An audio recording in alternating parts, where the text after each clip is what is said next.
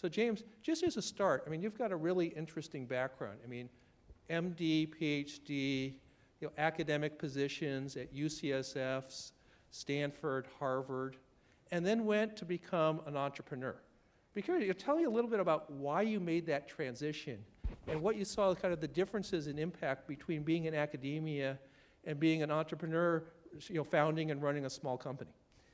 Well, so my academic interests were not in business, but were in science and medicine. I started out with a curiosity about becoming a scientist and physician in an academic medical center, and went through the whole multi-year prolonged adolescence that required in order to get trained as both an MD and a PhD.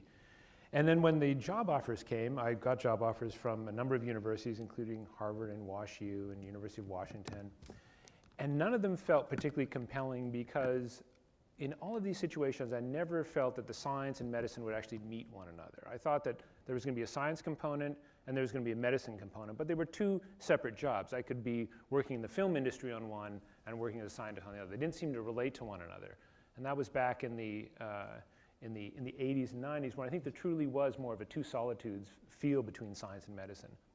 So out of curiosity, I went to visit a number of companies, and lo and behold, I felt that within these companies, this was where science and medicine actually met one another and actually had a dialogue and a conversation whereby the clinician could think about clinical trials and think about clinical development from a scientific viewpoint, and the scientist could think about what they were doing with an output towards patients. And in the end, Rob, that's what drove me out of the university and into companies. The other thing I will feel, and I don't know how many of you are university professors or working in, the universities were awfully slow. And I just felt that the pace at which things happened there were glacial, and that also bothered me. So things move faster in a startup, things move faster in companies, and I thought that medicine and science could meet one another. Now, I think even the more interesting transition is, I mean, you were CEO of two biotech companies, one of which you went through the whole taking public, been very, very successful, and then did a transition that I rarely see. It's very common in the biopharmaceutical industry for people to go from large companies, senior executives at a Merck, at a Pfizer, at a GlaxoSmithKline, to then run or take a senior position at a small company. You did the opposite. You went from not just being an officer in these companies, but actually running the companies to taking a senior position at Genentech. I'd be curious, one, a little bit what your motivation was, but also what have you seen as the differences between doing science and development and the small companies and doing it in a world-class large organization such as Genentech? So what allowed me really to make the transition were two things. One is that I had to let go of being the guy in charge. So I got actually, for those of you that eventually become CEOs, and for those of you on the panel who are CEOs, and Don, you know this because I was a CEO in a company you were in, you get attached to the job. You get attached to the fact that you're the guy or you're the gal. You're the person running it. It's your story. And I was that way for many decades. And in order to go from there to a position where I wasn't the person in charge, the biggest thing I had to do was actually let go of that. I had to let go of being the guy in charge and get really comfortable with being a person on a team, but not being the person who was running it. That was number one. And I think the reason many CEOs don't end up doing what I did is because they can't let go. Number two is that I was interested in what it would be like to move into an environment that had what looked to me like infinite financial container in terms of the size and the amount of capital it had. So I was spending about 30% of my time as CEO of Cytokinetics, a publicly traded biotech company, servicing Wall Street, servicing fund managers, and servicing other investors. And I know that it was a big and important part of my job, but it was a consuming part of my job. Fascinating and seductive at the beginning, and got a little bit tiresome at the end. And I was yearning for something that would connect me more into the science and medicine of what the actual business was. And so when I got a call to run business development at Genentech, that seemed like a natural choice. It was one of those calls you get where you just immediately just say, yes, I'll take the job. And it's literally a 5-second thought. So it was the run to a company where I didn't have to worry about fundraising, and I could think about bringing science and medicine in a place where the Hubble sphere, if you want, was infinitely large, and the other one was letting go of being the person in charge. Now, what is different about being drug discovery and development at Genentech versus that at a biotech company, again, relates primarily to the size and the amount of money we have. Right now, biotech companies in the therapeutics areas are limited by the amount of money they can raise. It's limited to whatever, 60, 70, $80 million maybe at the most. When I was running Cytokinetics, we could raise hundreds of millions of dollars even before the public offering, and then another 100 at the public offering.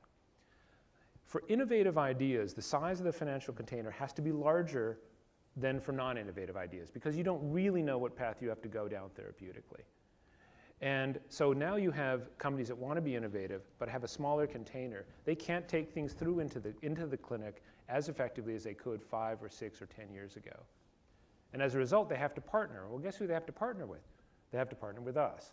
And so moving into the role on the partnership side, where I knew what these guys were going through, and I could actually solve a lot of their economic problems while at the same time developing a positive partnering relationship, struck me as a wonderful place to go. And I think that's been the biggest difference. It's been literally that we have the money to actually do a proper development plan around these products and not cut corners. Maybe just following that up, maybe you can talk a little bit about what you're trying to accomplish in your current role, and what do you see as the main opportunities for Genentech over the next 5 years, on the scientific side?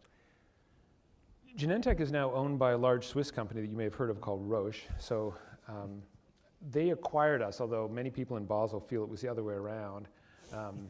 And at least culturally, we've had a major impact on Roche. The job of business development at Genentech in the past, and that continues to the present time, has been solely to bring the best science into Genentech. We have one of the best research, and I would argue the best development organization in the industry, especially in the area of cancer. And my goal is to scour the world for great scientific ideas and bring them into Genentech. It turns out that those great scientific ideas are almost all preclinical because, as I said, companies don't have the financial ability to bring things forward into the clinic. So most of the partnerships we did 20 partnerships last year, my first year there, all of them were preclinical. And they were all preclinicals, that's where the best science was. So my role at Genentech is to bring the best science into Genentech. And the future, what I'm really excited about and what I think is going to turn out to be the real reason why the acquisition or merging, whatever you want to call it, of these two companies is going to turn out to be a positive, is the combination of innovative therapeutics that attack disease mechanisms combined with companion diagnostics to predict who's going to respond to those medicines. In fact, it is one of the only ways we have to dramatically increase the productivity of R&D and change our healthcare industry. We have to move from drugs that work in 40, 50% of the patients to drugs that work in 80, 90% of the patients. And the only way we can do that, at least in the next 100 years, in my opinion, is to decide who's going to respond to the drug. And Genentech started that with Herceptin, but it's now going to become a clear part of almost everything we do. I'm sure David and Bala are glad to hear you say that. Well, the last question is, Genentech, over the course of the time I've been in the industry, has been without doubt the most successful innovative company. The best science, has really pushed frontiers in many ways. It's been really the place great scientists wanted to go to. What has Roche done to preserve that culture, really to preserve the secret sauce that made Genentech so successful? So when Roche acquired us, they specifically set Genentech aside as a separate unit. And they called it GRED, which is an acronym that stands for Genentech Research and Early Development. And what it means is the 2,000 scientists and clinicians that were Genentech's R&D engine are now set aside and fundamentally bubble wrapped. And when I say bubble wrapped, meaning we have our own governance, we have our own budget, and we don't actually, our reporting relationship into Roche is right to the CEO. We don't report into an R&D unit within Basel. I don't report into a business development unit within Basel. We report into one person who heads up GRED, Richard Scheller, who's a former Stanford professor. And Richard reports directly to Severin Schwan, who's the CEO of Roche. And so what Roche did very cleverly, unlike, say, Pfizer, when they would acquire a company, what they would do would be to shut down the company and ask everyone to move to Groton. Well, Roche didn't say we're going to shut down South San Francisco and everyone move to Basel or Nutley. What they did is said, we're going to bubble wrap you. We want you to keep doing what you're doing. And they give us full governance as well as financial capability to do that. So within GRED, things haven't changed a whole lot. Wow. Except our cost of capital has gone down. We're connected to the largest diagnostics company in the world, and we have a more stable financial base. So I think those are all positives. Great. Well, thanks, James. I'd like to move on to David. Sure. David is CEO, as I mentioned, of CardioDx, which is a pioneering company in the genomics diagnostics field focused on the cardiovascular field. Unlike James, David came up through the business side. as I learned earlier, David's is a Stanford MBA class somewhere in the 80s? Somewhere in the 80s? Somewhere in the 80s. We won't pin Later it side down of the more 80s, than later that. side of the 80s? Yeah. And before that was an economic and computer science major, and now is running one of the really premier, most interesting companies in the life sciences fields. You're kind of doing what a lot of the MBAs I teach want to do. Is like they don't have a technical background, and they come to me and say, I really want to run a really exciting, hot, early stage company in the life sciences field. So maybe you can talk a little bit about your path and what advice you'd have for people who want to emulate that, if they should. Yeah, happy to do that. So take everything that James said about his background and think the opposite, and then you got me. So I think the last biology class I took was somewhere early in the high school days. Actually grew up here and thought I'd be involved in technology firms. That was sort of my love and my passion. Business school at Stanford, and coming out of that program, I got an offer to be the first employee at a company that another former GSB, or a couple years before me, was starting in the oncology space. And I was flattered to get the offer. He and I had known each other a little bit, and I said, thanks, but no thanks. I couldn't even spell oncology. I knew it was related to cancer, but I couldn't even spell oncology. And so I went off and spent a couple years in the venture business, all on the IT side. But the guy that wanted to hire me was a persistent guy, and the business model that he had started with didn't really work out, so he had sort of changed a couple of times, and he called me 2 years later and said, now we got a different business model, and this is something that I really think you should do. And what I had been trying to do in those 2 years post-business school was find the right portfolio company to jump into. That's why I went into the venture business, not because I wanted to be a venture capitalist, but because I thought that was the right form for figuring out, taking a long interview process to say, okay, this is a company that I want to jump into. And I did. I just didn't happen to jump into one either in the IT space or in the portfolio of the venture firm I was working with. And so I came into this with my eyes, wide open, but not the pair of glasses I needed to have, I'd say.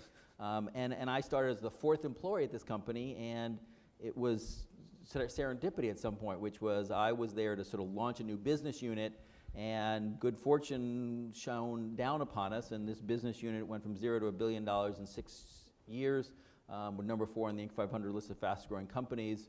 It was in the oncology space. We were distributing products to medical oncologists who were delivering chemo. So I'd like to take a lot of credit for my career path and deliberateness and all those kind of things. Complete serendipity. My philosophy had been, if you associate yourself with really good, smart people, good things will happen to you, and in this case, it did. And I sort of leveraged that into, at least passing somewhat for, having known something about the healthcare business, and have done 3 other companies since then. Well, talk a little bit about your current one, CardioDX. What's the mission of the company? What's the product? And what's the status? Sure, and let me leverage off something that James said. I, like him, fundamentally believe that the only way we're going to improve our healthcare system dramatically in the next 100 or 50 years is to spend our current dollars more effectively and more efficiently. And the trajectory I had from a career path, I did intersperse a couple of venture roles. So I've actually gone back and forth between operating roles and venture roles. And I spent 3 years at TPG before I started CardioDX. And as I was sitting in the meetings at TPG when entrepreneurs would come in and present, particularly on the diagnostics side, I only asked one question, and it was always the same question. What's a doctor going to do differently with this piece of information than they can do today? And some of the great science, most of which that went right over my head, the guys that were presenting, the entrepreneurs said, well, not much, but it's really cool science. It's really interesting. And I thought to myself, something's wrong with this picture. We have all of this incredible new technology that allows us to look at biology in a different way. And that technology is really driven by the mapping of the human genome and all of the technologies that spun off of that. And I said, something's wrong with this picture. We've got a better flashlight than we've ever had before. We're not using it appropriately. And CardioDX was really started in that vein. And we looked at a lot of different therapeutic areas. So we approached this from as non-technical a side as you can get. I said, what are the biggest markets where the variability of care is so huge that even small improvements in diagnostics can have a big impact on patient care? Cardiology was clearly at the top of that list. And we interviewed 1,100 physicians to find out what their key challenges were in the delivery of care. And we wrote the product spec, and then we went to the scientists and said, can you make a product that meets this need? And so we came at this from a very different standpoint. Now, it seems like totally obvious to me that having better information to make treatment decisions is, that's sort of the future. I mean, that's what James said. Why, you don't see very many companies yet that have been really successful in the space. There's, Genomic Health, which Sure. took a long time to build a business, and they've And a finally lot of built one dollars. in the oncology space. But you haven't seen, I would have thought there'd sort of be a flood of companies in this area. Yeah, I think there have been Why- a number of roadblocks that have and are still in our way. One is just inertia. One of the other companies that I started and sold was in the handheld prescribing space. We write over 3 billion prescriptions by hand in this country, and given the technology we have, you'd think that's probably not the right thing to do. And so we developed a handheld device to write a prescription. And I use that example because basically when you were going in to sell that to a clinician to say, you should use this device, it is better for patient care, better information for you, and will reduce the number of times we kill patients by giving them the wrong script. Basically what you're telling a physician is what you've done for the last 30 years is substandard. They don't get often the fact that this is new technology, so don't beat yourself up for the last 30 years. But same things happen with CardiaDX. We go in and tell the physician that this genomic test is often better than the imaging technologies they have. And what they hear is, I'm not practicing the best medicine. And so there is a reluctance at that point. That's number one. Number two, the FDA, rightly or wrongly, has stayed out of the diagnostic space and yet are fully engaged in the therapeutic and the device space. So when you come to with a diagnostic and they say, is it FDA approved? And you say, no, it doesn't need to be, all they hear is no. And so then there's a question of what's the clinical utility, and so there's lots of papers we have to write and those kinds of things. And the third piece is really on the reimbursement side, and that's true of most healthcare, even more so of the diagnostic space. We could be selling, my estimate is 10 times more tests than we are today, selling i.e. the physicians are ordering it, but I don't want to do that because the payers aren't yet on board to pay for the tests. So in terms of a capital need that James is talking about, every time I run the test and it doesn't get paid for because the insurance company says thanks but no thanks, that's a cost that we bear. And so there is a big financial incentive to limit adoption until you get the reimbursement piece done. Once those problems get addressed, and maybe they'll take a while to do that, talk a little bit about the business model, because the business model here seems really attractive because the development cost is far less than the therapeutic. The odds of success are far higher, but you get similar sort of life cycle lengths, and you can charge a good amount for it. Yeah, So it's one of the things that really attracted me to the whole new molecular diagnostic space. Just to give you a sense, it was exactly 2 years from the day we enrolled our first patient in our prospective trial, which is really the key clinical trial, the time we're on the market. So 2 years versus 10, 20 years. So you can do it in a much shorter space. It's not cheap. We spent almost $45 million to get product one to market. That counts the cul-de-sacs and dead ends we went down, but it's not particularly cheap. And the business model is, if you can provide better care to the clinicians and be cost effective for the payers, this should be adopted broadly in the industry. Now, what does adopted mean? Does that mean you have to be on everybody's guidelines? Just means you've got lots of users? Any one of those things would qualify. And the upside is huge. Genomic Health has proven that they can really change the standard of care in breast cancer. Great, thanks, David. You're welcome. I'd like to move on to Bala here. Bala Manian is one of the most prolific and successful inventors in the life sciences field around imaging, optics, and diagnostics. He's been the founder or driving force behind more than a half dozen companies, maybe even more. I probably couldn't count them all, and holds more than 30 patents. And I can safely say Bala is the only person at this conference who has won an Academy Award, which he won for in digital advances in digital cinematography. His latest venture is Rheometrics, and I want to come back to that because I think Rheometrics is very interesting both from the technology side, but frankly from the business model and the innovation side as well. But before getting in Rheometrics, I was wondering if you just might talk a little bit about one or two of the other ventures you've been involved in and sort of the impact that that's had in the medical field.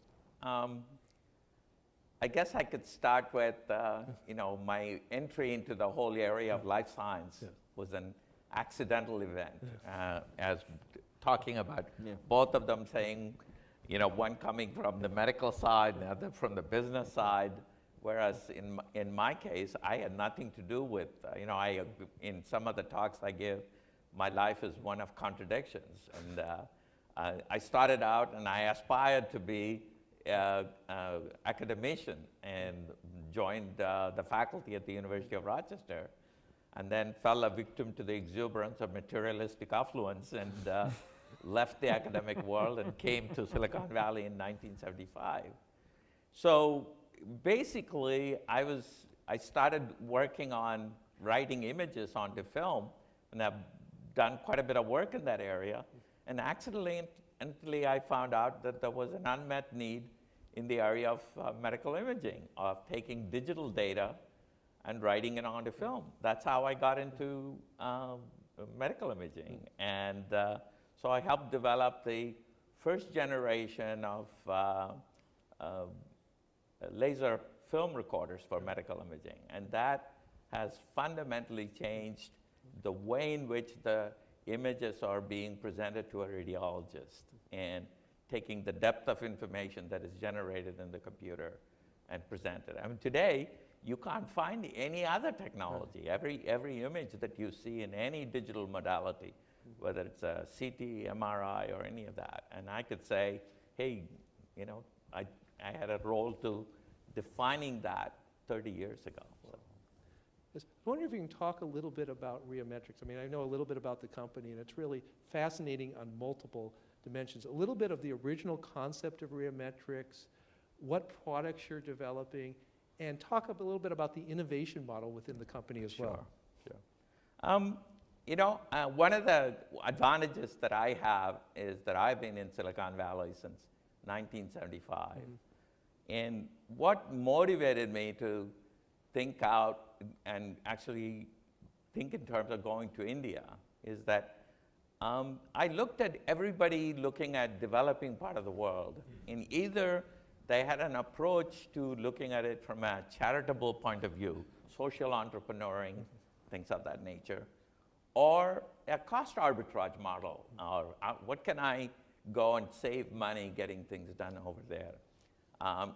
David Kelly of Design School from Stanford, I've known him for a long time, and there's one statement that he had made that probably had more impact on me is, innovation starts at how you frame the problem. So I looked around and I said, I started my first company with $350,000 investment. This is in 1980. Today, that pays 2 weeks worth of payroll maybe when you start a company, and that's just not sufficient.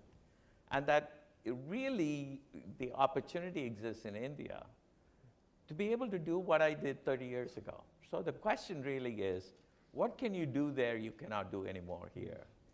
And then combine that with the statement that David Kelly did is, let's define the problem, frame the problem in terms of how do you develop technology to address the bottom of the pyramid? And then by definition, if you have the cost economics worked out, then you'll have a solution that's not just for the bottom of the pyramid, but for the rest of the pyramid as well. So that was the motivation with which Rheometrics got started. Mm-hmm. And it has been a really fascinating experience because defining the problem from the developing world point of view has opened up innovation opportunities that would have never been possible if I had done the same thing here in Silicon Valley. So if you could talk a little, because one of the things that's interesting about Rheometrics is you have a foot in San Carlos in Silicon Valley and another even bigger footprint in Bangalore. Talk a little bit about the cultural differences between innovation in Silicon Valley and the types of people who do it here, and managing innovation in India. Yeah. I would say that probably this is the most difficult challenge I have faced. Yeah. I would say that as much I felt that because I have been successful in Silicon Valley, that I ought to be able to take what I learned here and translate that to India. That was the most unmitigated disaster that I ever encountered, because the tendency in the eastern part of the world is not just India. I think this is true of Asia. I was in Singapore on Monday, running a workshop over there, the tendency to want to own the task rather than own the problem. And that if you really are talking about innovation, you have to own the problem. And second thing is, failure is inherent in the process of exploration. I continually tell the people, if you're afraid of heights, you will never be a mountain climber.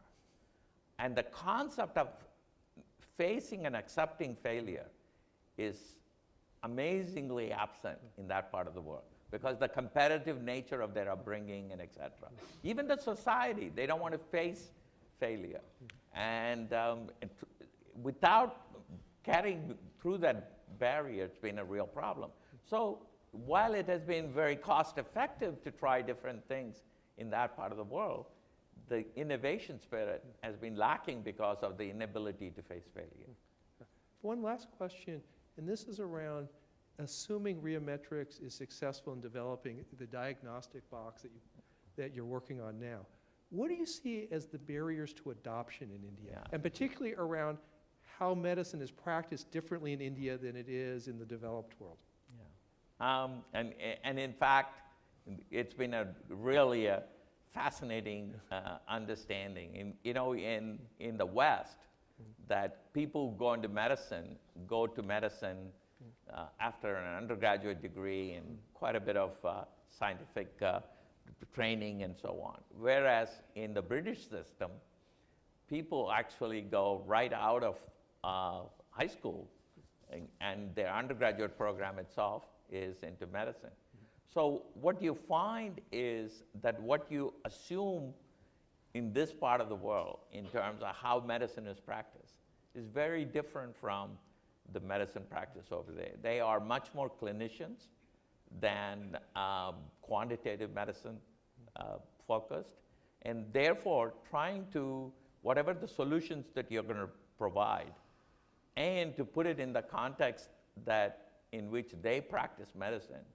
And I have a way of saying that you have to think like a biologist and act like a biologist, okay, in a way that you serve their unmet needs. And the same thing applies to medicine in that part of the world. Great, thank you. Don, if we can have you back clean up here. Don Joseph is the Chief Operating Officer for BioVentures for Global Health, which is a nonprofit that has the audacious mission of trying to create basically the environment and incentive system to get biotech, pharmaceutical, diagnostics companies to develop drugs for unmet and underserved global health conditions. And it was interesting just thinking through, look, the backgrounds. We have James from medicine and science. We have David, who came up through business, Bala kind of through optics and science, and Don through law.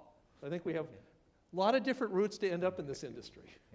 And Don, I thought it'd be interesting if you could talk both the transition from law into the biotechnology field, and then I think more so from going from for-profit, and actually Don worked with James and worked with a number of other successful companies in the biotechnology industry, and then going into the nonprofit sphere, and whether both why you made that transition, and whether you think for people who are considering going into nonprofit later on, if it makes sense to start off on the for-profit side. Sure, happy to, and I can't bat cleanup because these guys hit it out of the park already, so I'll take it from there. My past is even more sordid because I have a solid humanities background before law school. So I was literally inarticulate in the life sciences through my schooling. But what I was always interested in it and wanted to work with it. My law practice had involved it somewhat peripherally, but again, not any great degree until about 10 or 12 years into my career. And what I decided, Rob, was that the great thing about being in a law firm is you touch a lot of different projects in many different industries, and that's a great thing. But what ultimately I found to be frustrating was you don't really get embedded in any project. You get in and do a deal or provide advice or a structure or solve a problem, and then they move on and keep doing what they're doing, and you're left to start over and work again with someone new. There's many parts of that are fun, but ultimately to me it was frustrating. I wanted to get in and get my hands dirty and really be a part of something. So I consciously looked out for an opportunity in the life sciences Again, partly through serendipity, as has been said before, I had the chance, knowing, sitting in an office in San Francisco, the odds were that life would take me either toward life science or technology. And my preference was on the life science side because I saw the potential for impact. This is when companies like Genentech and Amgen and others were making a huge difference in the world and opening up all kinds of opportunities. And although, again, I didn't have the scientific training, I really wanted to be a part of that. So I made the jump roughly 15 years after my law career began into a neuroscience company here locally called Athena Neurosciences. And we worked on Alzheimer's disease and epilepsy and MS and other things. And I found it hugely fulfilling to be able to learn about that. So ongoing learning was fantastic. And also to watch these drugs go through a process, get approved, and begin to change people's lives. So I was in the industry side of things for another 15 years or so in initially legal roles and then beyond into business roles, corporate development, business development, operating roles of one type and another. And again, I found personally it was time for me to try something new, to come at the industry from a different direction. And I was lucky enough to have the opportunity to do that initially with a group called One World Health, which develops drugs but for neglected diseases. And in that particular case, things like malaria, leishmaniasis, and some other things. So again, I was challenged by learning something new, seeing the industry in a different way, putting what little skill I had to use from a different direction, and again, the chance to make an impact in a different way, and to challenge myself. The second part of your question, sorry, just real quick. So having said that, I would say that my personal advice, generically or in the abstract, is it's far more helpful, and it'd be interesting to hear James's viewpoint on this later, but I think it's far more helpful to get a functional skill, learn it and acquire it, and then you can go out and market yourself with that skill, as opposed to taking kind of the kumbaya approach. I really want to help. What can I do? I'm really excited. I'm really motivated. Now, admittedly, the world is different today than when I did this even a short time ago, much less a long time ago, and I wouldn't say this is absolute.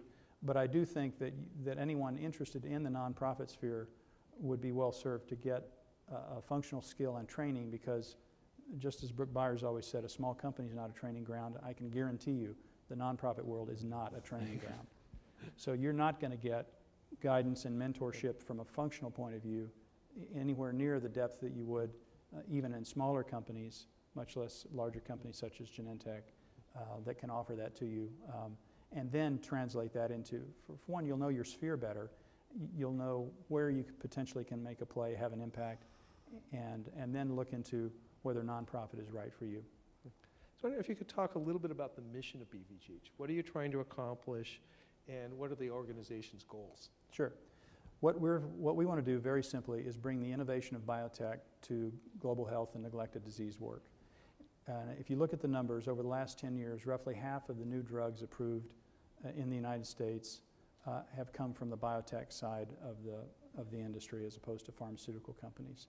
That number's only going to go up year over year as the big pharma pipelines are challenged and the biotech techniques take hold and pay off more and more and more. So much of the innovation in drug development generally is coming from the biotech sector. We think it's far underrepresented, and we know it's far underrepresented in the global health sphere, and what we're trying to do is to break down some of the barriers that keep the biotech sector from having a greater involvement in global health. We think that innovation comes from two primary directions. You can't innovate unless you have information, unless you have an incentive. And those are the two things that we try to provide assistance to biotech companies in assessing potential opportunities in global health. The information side, we have content on our website. We provide information about neglected diseases through our Global Health Primer that you can look at both from a disease point of view and also from a target or pathway point of view if you're a biotech company wondering how you can get involved. And incentives, we've worked on things like the Priority Review Voucher, which is a very elegant tool. I won't describe it fully, but it's an incentive to a biotech company to get a drug approved for a neglected disease, because it lets you then shorten the review time for any other drug that you have, or you can sell that voucher to a third party. So information and incentives for global health aimed at the biotech sector is what we're all about. Yeah. How much success have you had yet? Because understand why the large companies are getting into this, because the Mercks, the GlaxoSmithKlines, they have a global reach. They see a big market in emerging markets, and they also have, for many reasons, a PR reason that they want to get into underserved global health.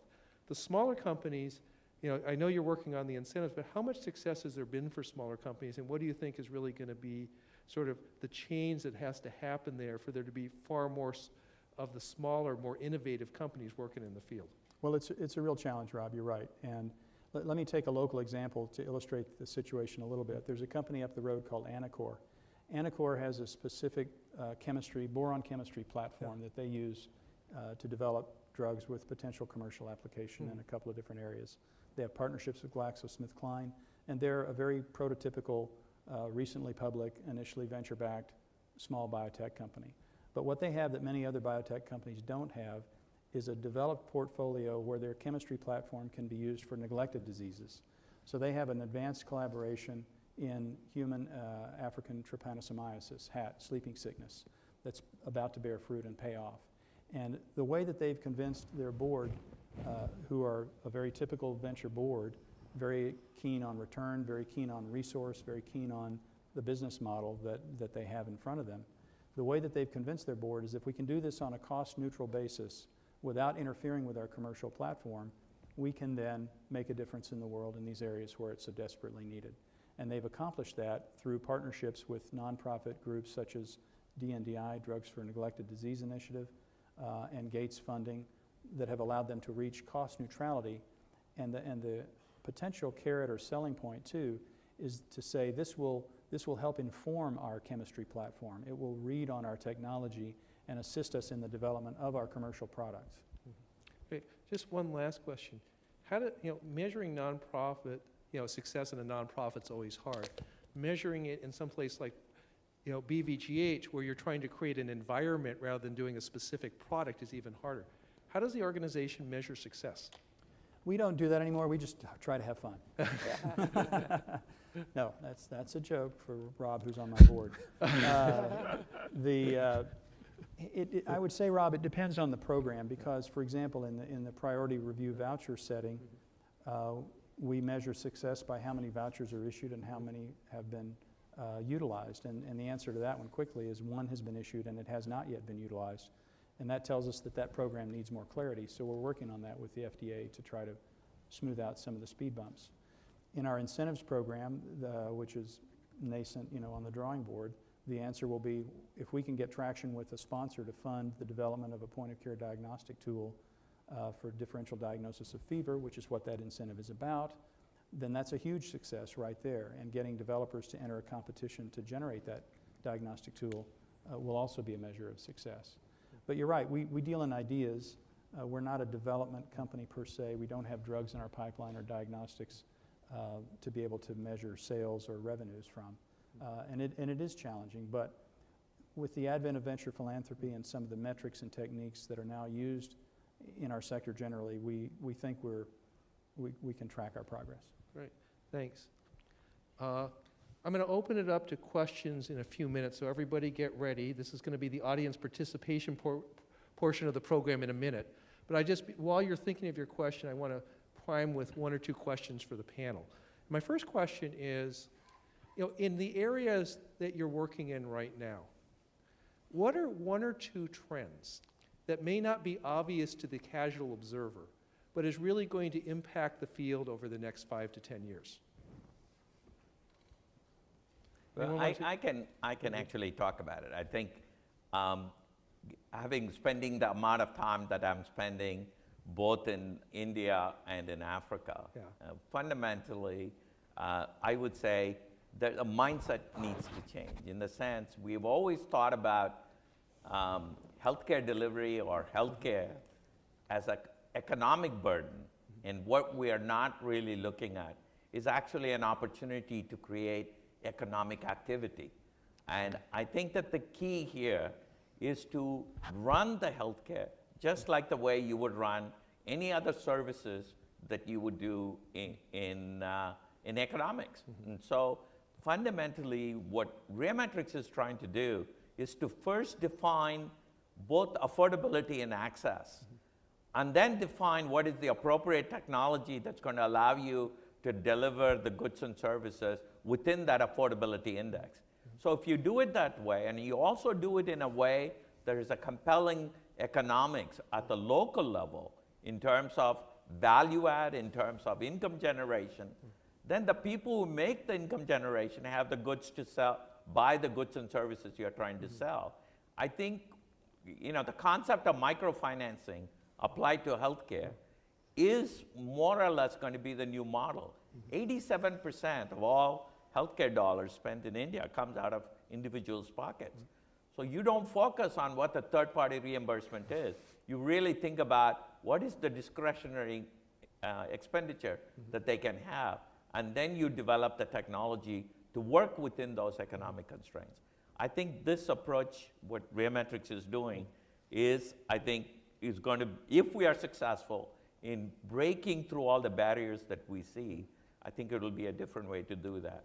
If you can do a diagnostics for less than $10, who cares what the reimbursement is? And the idea is the technology is there to be able to deliver that today. James? I guess I was going to say, I think there's an economic squeeze play that's going to happen within the healthcare industry because of two trends that you're all very much aware of, and that's aging and obesity. These are by far the most important trends that are going to affect not only within the developed world, but also within the developing world as well. And the reason that these particular trends are particularly potent is because they're both post-evolutionary. And that is that our own mechanisms for fighting disease don't work very well because we weren't designed to have 40% body fat, and we weren't designed to live longer than 25 or 35 years. And yet both things are occurring in rampant increase in our society. And so because of that, the medicines have to actually enter into a biology they've never had to enter into before. So this combined with the fact that both these trends take people out of the workforce, which reduces the GDP, if you want, of the country, generates the squeeze play because the amount of money a society is willing to spend on healthcare as a percentage of GDP has to go up with those two trends. And yet the amount of money it's willing to spend as a percentage of GDP is capped by some reasonable economic number. And all that means is that pricing power is going to go down for the pharmaceutical industry and for healthcare in general, which comes back to, I think, the issues that both Bala and David and I were talking about, which is efficiency or effectiveness turns out to be far more important than the actual cost. You have to be able to show that what you do truly makes a difference for patients. In the past, you could get by with minimal benefits, but I think what you're going to find over the next 5 to 10 years is that's going to be replaced by having to have drugs and diagnostics that dramatically change the way patients are managed. We're starting to see this at the FDA now, and this is the part that you may not be aware of, is for the first time, in the last year for the first time, the CMS guys that are involved in pricing are sitting in with the FDA guys on product approval. Now, they came to those meetings under a part of the governmental regulation which allows them to see non-approved drugs, quote, in order to get the ball rolling for eventual CMS approval. But I think we should all be aware that the reason they're there is because one of the biggest toxicities we're going to see of drugs going forward is price. We're seeing this at Genentech with Avastin, where there's a lot of pressure on the company with regards to how much it charges for its drug, but this is going to be true for every pharmaceutical and biotech company. And I think that the companies that can face this head on by being more efficient in terms of the way they develop drugs and more efficient in the way they spend money are the ones that are going to eventually win. I want to add one comment, and the comment that you made. In the United States today, there are 65,000 people who are 100 years or older. The oldest person died at the age of 114 4 weeks ago. And those people retired between the age of 58 to 62. I don't think they ever thought that they were going to live that long. No, I mean, So to a large extent, we may need to change the shift of focus in managing patients. Instead of focusing on illness, how do we maintain wellness? well, And I think that, you know, I always say, if I was 30 years younger, I would focus on how do you use technology to have people actively engage in productive contribution to society, because all of us have to do that for a long period of time than we had originally intended. we're fixated on, it's fascinating, we're fixated on 65 roughly as the retirement age. And when that was put in place in Germany in the mid-1800s, the average lifespan was 4 years. We only live 4 years past your retirement. Now, as you point out, the average lifespan is 20, 30 years, and it's only getting longer and longer. And so can a country really afford to have that many retired people or people not productively contributing to the GDP? I don't think so. I think we have to go back in some ways to the way it was even before that, where people just continue to work. And the idea of retirement at 65 just is an idea that can't be afforded these days. I'd like to mention a trend that I see coming from another direction, and maybe this is a little bit of a wishful thought, but along with globalization and the integration of world markets and the emerging power of the BRIC countries and others, comes a desire on the part of those countries to make lives better for their own people. And I think that means addressing neglected diseases, which affect billions worldwide. Last year, total global health spending on neglected diseases was about $3.2 billion. Pfizer alone spent more than double that in their R&D. There's simply, and that's not at all a criticism of Pfizer. That's simply to say that not nearly enough money is being spent on neglected disease research. And it's been too easy to ignore that segment of the population and of the world. But again, as integration happens, as boundaries blur, as travel increases, and as markets become more attractive, even to the US and European-based and Japanese companies, they will have an incentive to be more interested in solving those local problems in those countries. They'll be more affected by it, they'll have more at stake, and there'll be more of a reason. And again, I hope that's true. Let me add two comments. One is leveraging off of something that James said for the non-MD PhDs in the audience. What he said in the beginning, I've known James for a long time, so I can translate, is for obesity and diabetes, Darwin doesn't matter. Yeah. We get those diseases after we've had children. Yeah. And so natural selection doesn't work in terms of weeding out the weak ones. He said it much more elegantly than that. But so we have a fundamentally different medical problem than we've ever had before. Yeah. And the only other comment I'd make is, I think, particularly to the U.S. healthcare system, one of the fundamental changes is we're going to have to figure out who are the gatekeepers to our healthcare. We can't continue to spend at the rate that we're spending on. It doesn't work. It blows up very quickly. Is it the primary care physician that is the gatekeeper? Is it the specialist who knows how to treat that disease? Or is it the payer? And today it's a combination, and a very awkward combination of all three of those. And I think one of the things we need to do as a society is figure out where are we going to make those decisions. Do we go to the English system where a governmental body makes some of those decisions about what we can afford to spend, or do we let it happen in the free market system? And I think that's going to be a very fascinating thing to watch over the next 10 years. One of the comments that I want to make is that often you think of the developing world at the bottom of the pyramid, and you think about it only from a technology innovation point of view. It is also an opportunity to create new economic models. For example, you can't go in and talk about an incentive-based healthcare delivery in this world. I mean, I would be driven out of any discussions at any point. Whereas, because so much of healthcare delivery comes out of pocket, you can begin to think in terms of incentive-based mechanisms with regard to the cost of healthcare that they get. And one of the approaches we're looking at in India is tremendously, there's a cost, the idea of savings is so prevalent. And India the savings rate is north of 20%. So the idea is, instead of similar to credit card score, can you think in terms of a wellness score, that the wellness score actually impacts the amount of savings that they get, because you're simply arbitraging the long-term interest rates versus short-term interest rates. And if somebody has a very high wellness score, then it's a long-term deposit into their medical savings account. So essentially use diagnostics as a way of assessing the risk arbitrage and on an actuarial basis, how somebody manages this. And from a banking point of view, from an insurance point of view, this is a well-established practice. But those kinds of concepts cannot be applied in the healthcare context. And a place like the developing world may actually be wonderful incubation areas to try these different business models. And once they work over there, we can bring them back over here. Yeah, they can teach us. It's a very interesting idea. And it'd be interesting to see if it develops where diagnostics for prevention become more prevalent there, whereas here diagnostics are really more for treatment decisions. Yeah, and in fact, I think I'll go one step further than that. And I talked about managing old age.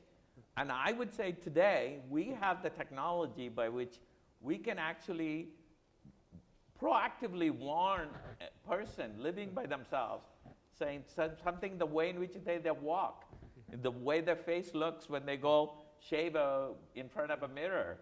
You can actually be proactive in saying, from a preventive point of view, rather than waiting for the clinical symptoms to develop. I think we need to take a different approach to maintenance of wellness rather than just focusing on illness. And I think technology is going to have a role to play there. You know, it's a simple equation of calories in versus calories out. And I've got a tool that tells me every text my children send to me every day, but I don't have a tool that says how many calories do I burn by walking around and exercising and running the dog and what I ate. And if those tools are close, they're not quite here yet. But you know, I look at the menus and say this is 600 calories or 700. I mean, if you have the data, I fundamentally believe you will change their behavior. We don't have the data today, and I think that's where technology will help us. Dan, there is a program in Stanford called Steptastic with Accenture, that they have a program in which that you actually get a pedometer, and then depending on how many steps you take, you are a platinum, gold, or so on, and then the points you win are actually used to play a game in which you win dollars. So there's a fantastic program, I think, comes out of the computer science program. And so I think the tools are there to be able to do that. So I have to put a pitch in here for a company I'm on the board of called Hope Lab, which has just spun out a company called Zamzi, which is doing exactly the same thing. Zamzi is a pedometer that you give to kids. And if the kids run around, they get points within the pedometer, which they download to their computer, and allows them to go to further levels on a game. So this is not money, these are kids, so what they're interested in doing is going to the next level. It's kind of like Farmville, but in order to get further on, you have to walk around. And they did a clinical trial with children between the ages of 8 and 14, all of them obese, all of them with BMIs over 30. So these are reasonably obese kids. They all increased their amount of walking or running to the equivalent of 1 marathon per month based on Zamzi, and they loved it. And so here's a device, to go back to what David's saying, and you're mentioning for Stanford, and it's a simple device. I mean, these things are in every iPhone that allows you to measure that, and people are changing their behavior. I think in some ways that's going to do more for health than any type of medication we can come up with for obesity or as an exercise mimetic pharmaceutical. Professor Chess, thank you. Thank you for your comments, which come from, I guess, a lot of experience and looking at it from the other end of the tunnel. I think there are some of us here who are at this end of the tunnel thinking of starting enterprises, building a company. And I have a particular question in the diagnostic sphere. And we had a speaker early on from Proteus, I think, who talked about making medicine available to all. And some of us, we're trying to do that in cancer diagnostic. And we want to deal with data, patient data. And we have a choice to make at this stage as to whether we go in and try and seek cooperations with established big medical device companies who are very proprietary about the data they keep, or build something ourselves and take the risk that it will not be adopted, that there are layers and layers of purchases within the system we'll have to persuade to get it adopted. And as a starting company, as a nascent company, how do you think about this? I mean, do you really bite the bullet and go down partnerships with the GEs and the Siemens of this world, or do you stick it out and try and create something that you think is really good and take the risk that it will never be adopted? And probably David and James, you may have thought about this in your views, and if you could just help give us some guidance on that. Yeah, my guess is everybody's going to have something to chime in on this one. I can chime in. You know, data and the clinical samples that you use, which are the raw materials for the development of a diagnostic, are absolutely the most important decision you will probably make in the life of the company. And our philosophy has been, go out and find if those samples with the clinical data already exist, but be prepared for the chance that it's very unlikely that they will be in exactly the same form you want with all of the clinical data.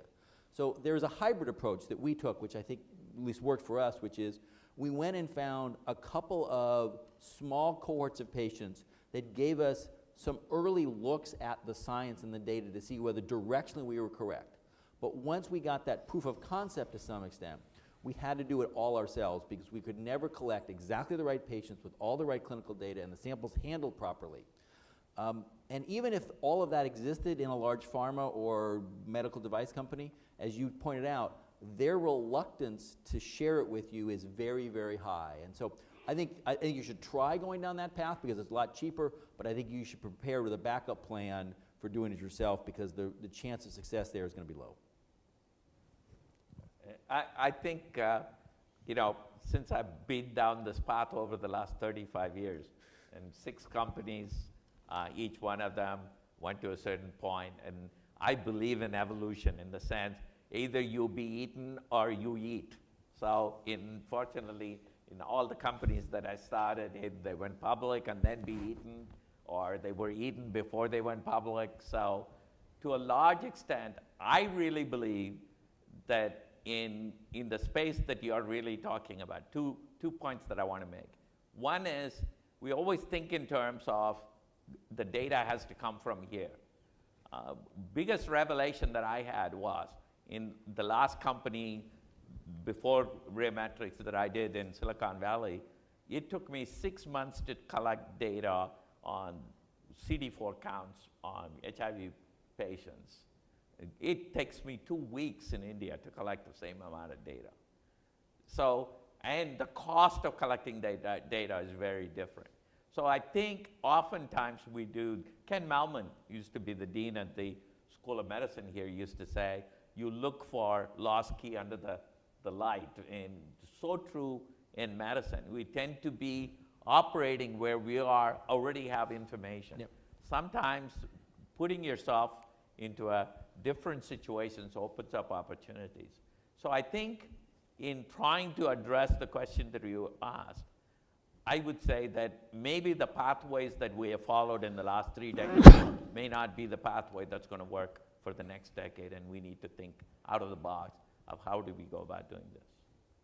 I have one comment to make. I think that within, I can speak to the therapeutic area, it's really clear that the most common way companies in therapeutic areas fail is because the drugs don't work. It's attrition. 9% of molecules that start into development make it onto the market. That's a remarkably low number. And so everything that one does as a CEO of a company that's in therapeutics should be to increase that probability. If you can raise enough money that you can do proper clinical development with companion diagnostics, I would recommend companies do it on their own and partner as late as possible. It gives you control, you maximize the value, it's your baby. On the other hand, these days you can't do that, and so forming partnerships early on is the only way not to erode that probability of success, because if you start cutting corners in discovery and in development, I will guarantee you the probability is going to go down. And if it starts going down any further than that 9%, you've got a business that just by dint of statistics is very unlikely to work. So kind of a non-traditional point of view on this would be, and maybe I didn't understand the question fully, but I think the first question to ask yourself is, what do you want to do? Because if you're out to make money, then everything that's been said is exactly right. And even if you're not out to make money, what's been said is right. Because you do have to validate the data. I'm not making a lot of money. What are the other cases that are left here? Well, see where this is but going. where I'm headed is, if you think about PLOS, for example, is an open source literature kind of resource. So the basic question is, do you want to make revenue or not? If at some point you don't care about that, or your backers don't care about that, then you might explore different kinds of models. So there's a company called Napo Pharmaceuticals, for example, and they're a little bit of a hybrid. They're developing a drug for AIDS-related diarrhea. And the way that they went about their partnering program, they definitely have partners, and they definitely are a for-profit entity, but they signed up their global health partners first in China and in India. And then they found their commercial partner for US and Europe. Now that is definitely an upstream approach, but it was an approach that the board was willing to back because they felt that the global health need was so great, and that was actually their priority.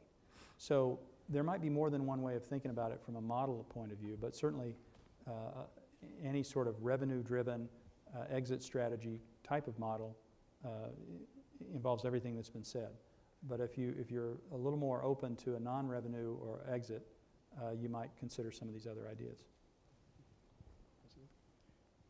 Thank you for joining us at the conference today. I wanted to ask, given how hard it is to get drugs approved, and part of the reason is navigating the FDA and some of the regulatory approval processes, do you think the US is bound to lose its leadership position in medical innovation. And what I mean is in developing game-changing, innovative therapies that are often the most expensive to develop. And if so, what do you propose as solutions to prevent this loss of leadership? So I'm going to answer that question. No is the answer. We're not going to lose our leadership position. In fact, most of the pharmaceutical companies are placing their research and development units in the United States from other countries because of the clarity that they have that the best science that's going on right now is in the United States by a long shot. Now, I think that both China and India are ramping up, but in terms of true innovative science that has generated medicines, they are way behind us, and I think we should make that clear. To your question about the FDA, the probability that a drug gets approved by the FDA once a new drug application has been put in front of them is about 80% right now. So there's a lot of crinkled paper and a lot of crinkled psyches around the FDA and our industry.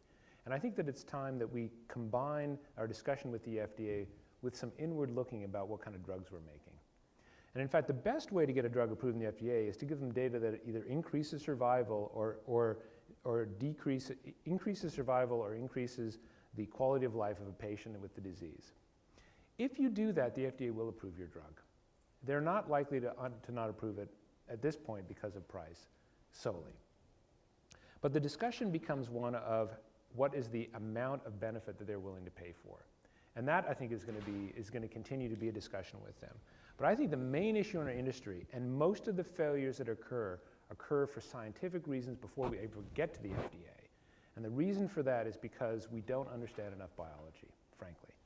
And the more biology we understand, and the better we are about being able to use our biological understanding with diagnostics to choose who responds to a drug, the better drugs are going to be put in front of the FDA. I think the FDA is going to do what it's done since its inception in the 1930s, and it's going to swing with political pressures one way or the other. And there are things it does that I don't agree with, and I can give you some specific examples if you wish. But on the other hand, I think the larger lever we can pull is actually in building better drugs. But James, do political borders matter anymore? Genentech being a great example. I think 13 straight phase 3 trials that succeeded and worked. You know, South San Francisco based, owned by a Swiss company. I mean, does it matter where you're domiciled anymore? It doesn't matter where you're domiciled. What matters is where the scientists are. And so my point that the United States is going to play this important role in research and development is because most of the good research and development in the pharmaceutical sector is occurring within the boundaries of this country. Novartis has decided to move all of its research to Boston. It has very little left in Basel, although it's a Basel-based company. Roche has decided to focus its energies in research and development in California and in Basel, as well as putting in a major effort in Shanghai. But frankly, in comparison to what we're doing here, it's a drop in the bucket. You know, James, to support what you said, I would actually put the biggest source is not the pharmaceutical companies setting up their research facilities. It's the $20 to $30 billion NIH funding. Yeah, absolutely. Because that's where the seed corn comes from. Yep. And there is no other country can compete even remotely closely. Yeah. The generation of the seed corn that leads to. I mean, pharma companies actually spend more dollars on D, not in R. And Yes. I think it's very important to recognize that, you know, in the rest of the world, the seed corn comes from R&D funding from the government in the United States, whether it's neglected diseases or advanced diseases, or that's where the source of information is. I'm frankly more concerned that Americans aren't going into science and medicine as much as they were before. Yeah. The good news is that the people who are in the rest of the world are coming here, so Yeah. at least for some time. Just need to make it a little easier for them. Yes, very much so. I wanted to ask a question about personalized medicine. When do you think we'll see genomic information being integrated into electronic medical records? And if, obviously it's not there now, but when do you think that might happen? And what is it going to take for that transition to happen, where it becomes actionable for providers? I'll take the first cut. I mean, another way to ask that question is, when are we going to have electronic medical records? I mean, when is the healthcare system, you know, going to generate, you know, the kind of efficiencies that the rest of us do, you know, in managing our music? You know, Palo Alto Medical Foundation, you know, middle of Silicon Valley, well-funded, they were late to the game on the electronic medical record. So I think it's a long way to go. But I think the key question you asked is, when is it actionable?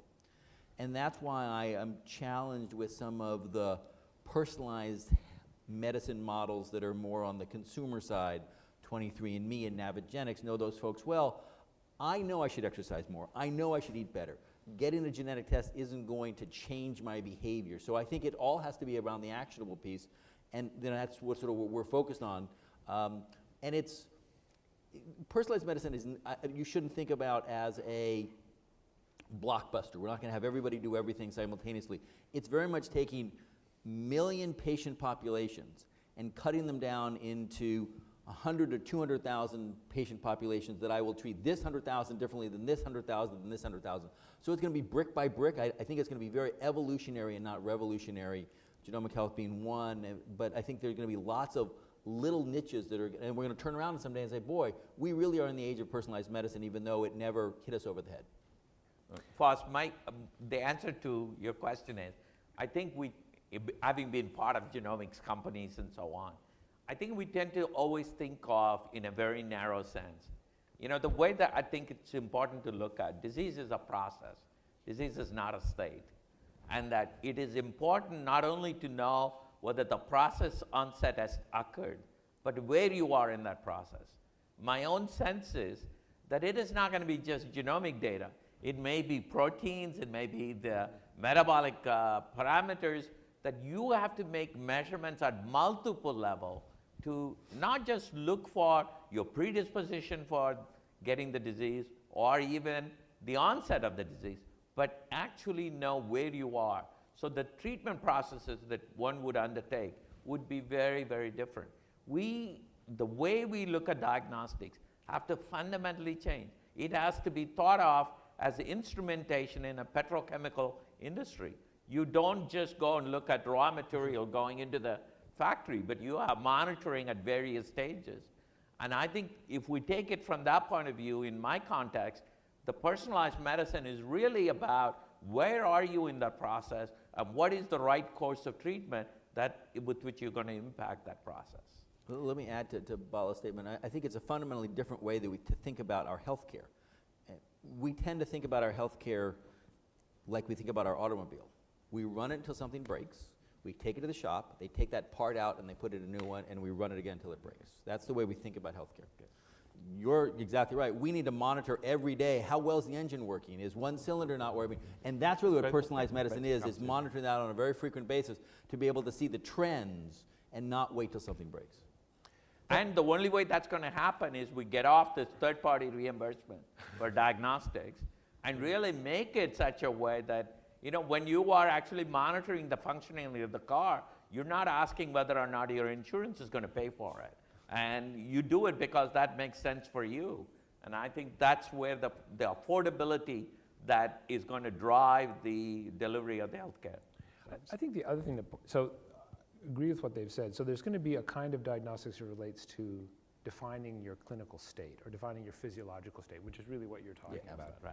There's another part of diagnostics that's already happening. It's happening both at a protein level and a genomic level, and that is in order to predict who's going to get a drug. So a drug that Genentech and Roche have been working on from Plexicon, which is for malignant melanoma, only works if you have a mutation at residue 600 of a protein that drives that cancer. If you have that V600E mutation, you get the drug, and it does dramatic things for you. If you don't have the mutation, it's a useless drug. So in that sense, those tumors are going to be genomically, quote unquote, characterized because you're going to be looking at DNA. In fact, I think the future is that there's going to be no drug without a test for it. So we're going to lose our idea of a therapeutic in the absence of a diagnostic.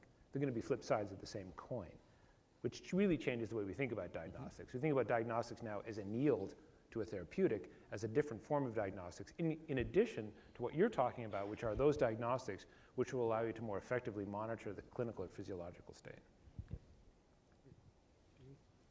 Thanks.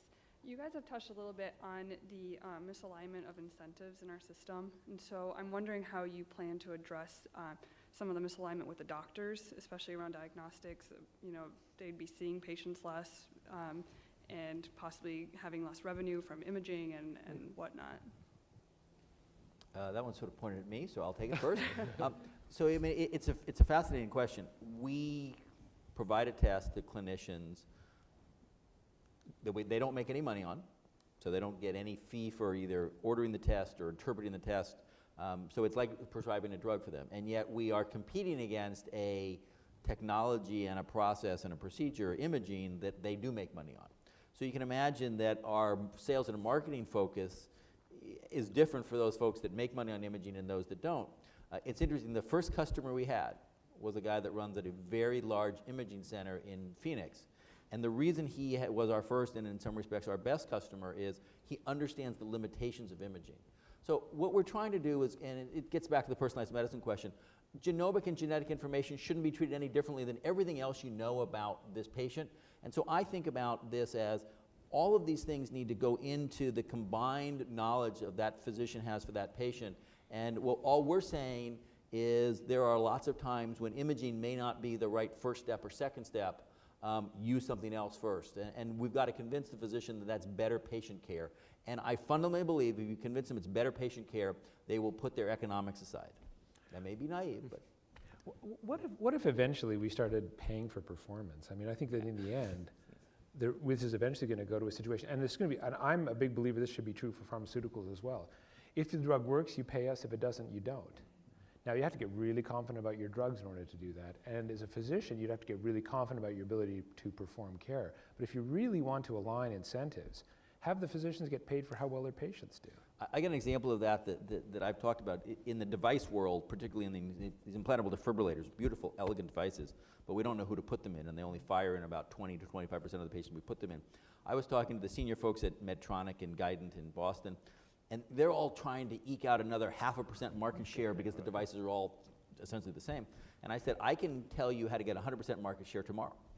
And they obviously didn't believe me, and I said, here, as James said, don't be paid. Go to CMS and say, don't pay me when the device is put in, pay me when it fires, and you will have 100% market share tomorrow. Yeah. They didn't take me up on that today. Eventually, I think it's going to happen, by the way. I think economically we don't have any choice. Eventually, it's going to have to align that way. And this goes back to the issue about preventive medicine, about exercise, et cetera. And electronic medical records so that we can define what success is. You know, I would say that another fundamental change in our philosophy have to change is somehow we're willing to assign a probability with regard to the way we cross the street. When it comes to medicine, we want to be deterministic. And in fact, if you actually look at the way medicine got practiced 150 years ago, physicians made the decision based on observation. The error bar was very large. And the role of diagnostics was to continue to provide information to minimize that error bar.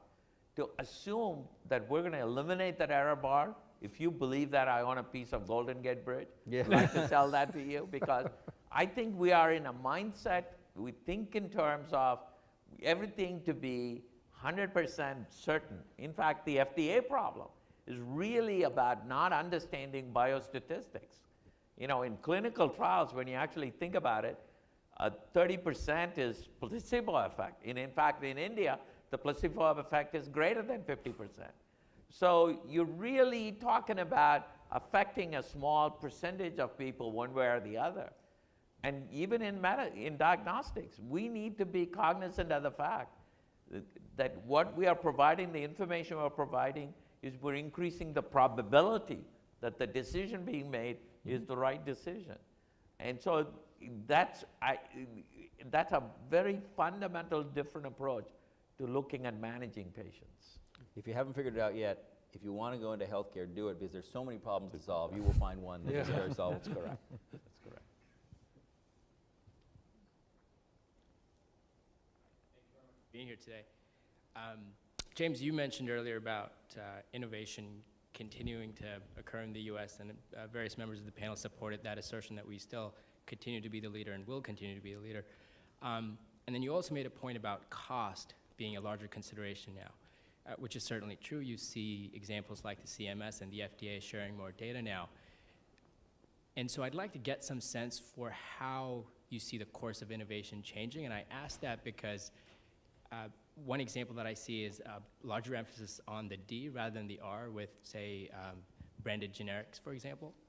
And so I'd like to get a sense of what your take on that would be. Thank you. I'll take a first stab at that. I think as the as this economic squeeze starts to happen, innovation becomes more powerful because it's the only thing that will retain pricing power. There's no reason we should have Me Too drugs. I'm going to say that I think Me Too drugs are an expense that society can't afford. Why should we spend millions of dollars to build drugs that are fundamentally identical to drugs that already exist? Why don't we, in reality, have a discussion about what the prices should be for drugs that exist? I would rather that money get spent on new drugs for new diseases than on simply replicating what we already have. The reason people go to Me Too drugs is because they are attached to the thought that Me Too drugs are less risky, which they are. At least less risky to get onto the marketplace. But are they less risky once they get there? That's a decision our society has to make. So I'm a big believer that innovation has been important, and it's going to get even vastly more important over time as the economic squeeze occurs, and as pricing power for generics and as pricing power for even drugs that have minimal effect continues to collapse. Sorry, as an auto, but where do you see that? Do you still see innovation happening at the R stage then? I mean, do you see? Oh, absolutely. Sorry. Yeah, and R&D, I mean, development, you have to realize that in the pharmaceutical industry, development and research are very closely annealed to one another in the best of companies. Because development is really that which occurs after you've identified your candidate. And it's there are some scientific questions as well as eventually some economic questions you're trying to answer in development. So the companies that are really good at this, the scientists and the developers are talking to one another constantly as the drug is going through its pre-market phase before it makes it onto the market. I think there will continue to be, for those companies that will succeed, a continued significant expense, 20-25% of revenue being spent on R&D. I think there's also a couple of trends here to keep in mind, and one is that these things tend to happen in cycles too. So undoubtedly we're in a trough. We've been in troughs before as an industry, and we will be again, which also means, as Greenspan used to say, I know rates will go up, I know they'll fall, and I know they'll stay steady, I just can't tell you when. So we will have a surge in innovation, a surge in productive research, and the fact of the human genome efforts that there'll be surges in different areas. I think that's probably clear. Targeted medicine, targeted therapies, the combination of diagnostics with therapeutics. So there'll be different areas of innovation. The days of the blockbuster, are not gone, but they're certainly far more limited. So from a business model point of view, certainly at the larger company level, that's why Pfizer is talking about breaking itself down so that their investor expectations are reduced. And that's why Amgen is paying a dividend, so that they can get another class of investors to pay attention.